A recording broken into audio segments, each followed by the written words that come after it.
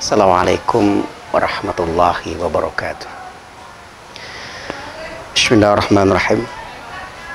Alhamdulillahi rabbil alamin. Wassalatu wassalamu ala asrafil anbiya wal mursalin Sayyidina Muhammadin wa ala alihi wa sahbihi ajma'in. Asyhadu an la ilaha illallah wahdahu la syarikalah wa asyhadu anna Muhammadan abduhu wa rasuluh. Allahumma salli wa sallim wa barik ala Sayyidina Muhammad wa ala alihi wa sahbihi ajma'in. Saudara-saudaraku pemirsa Banjar TV yang dimuliakan Allah, pada pertemuan kita kali ini kita akan membahas atau melanjutkan pada episode yang lalu. Pada kesempatan yang lalu sudah disampaikan tentang ciri-ciri atau tanda-tanda seseorang itu ada jinnya. Ada 47 tandanya dan sudah kita sampaikan. Setelah kita tahu tandanya, apa langkah berikutnya? Sebab-sebabnya.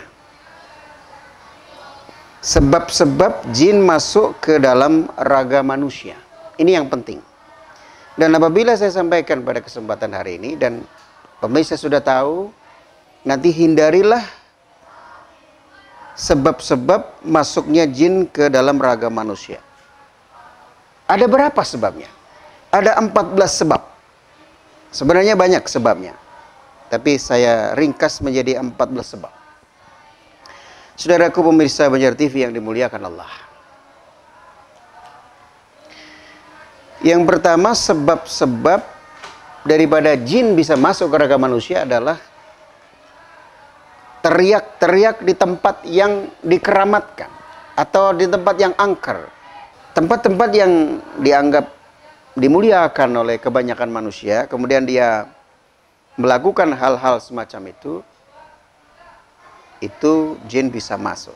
Termasuk teriak-teriak di dalam WC, di kuburan-kuburan keramat, di masjid-masjid, di masjid tempatnya orang beribadah, dia teriak-teriak.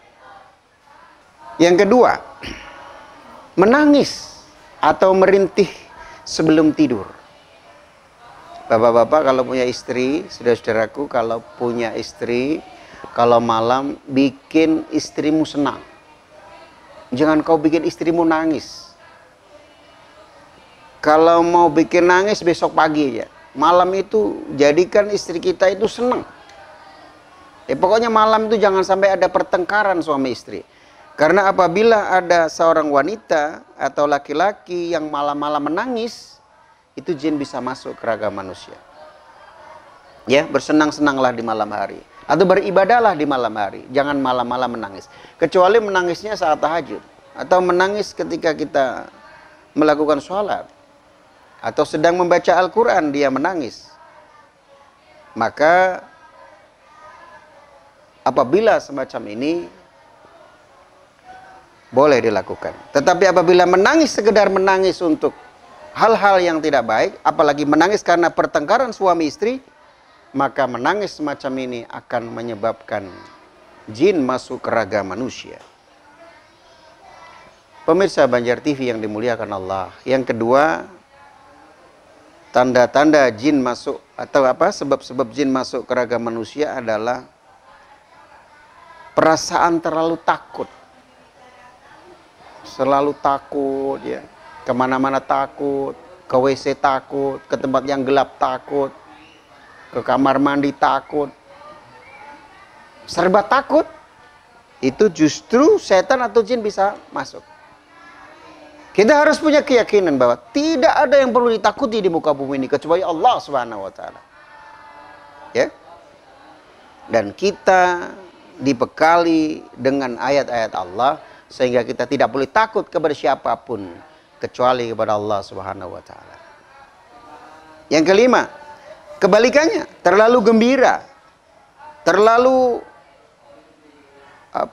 terlalu banyak tertawa yang berlebih-lebihan. Itu bisa jin masuk. Selalu bertengkar antara suami istri. Pagi-pagi sudah bertengkar, malam bertengkar.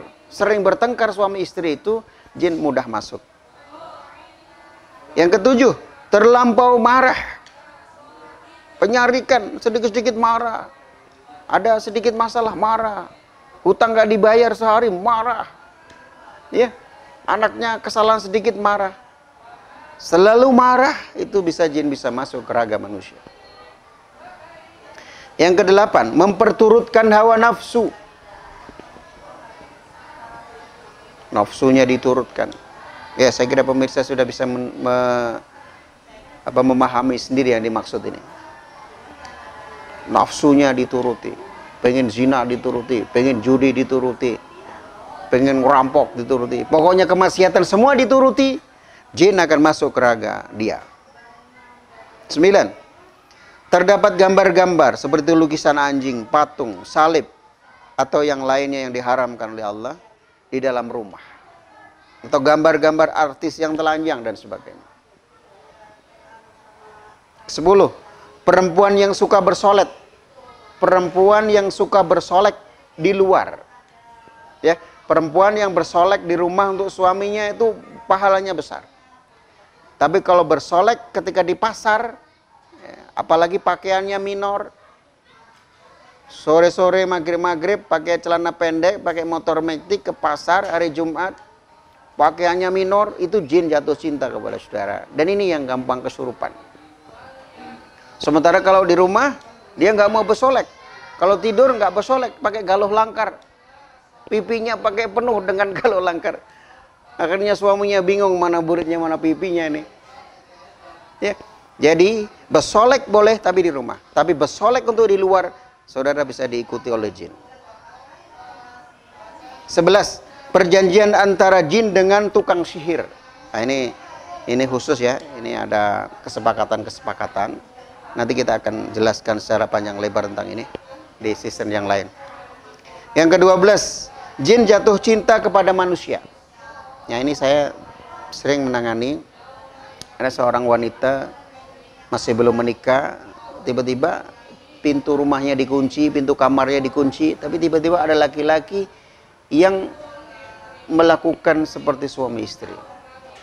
Nah, ini jin yang mencintai atau jatuh cinta kepada manusia, ya.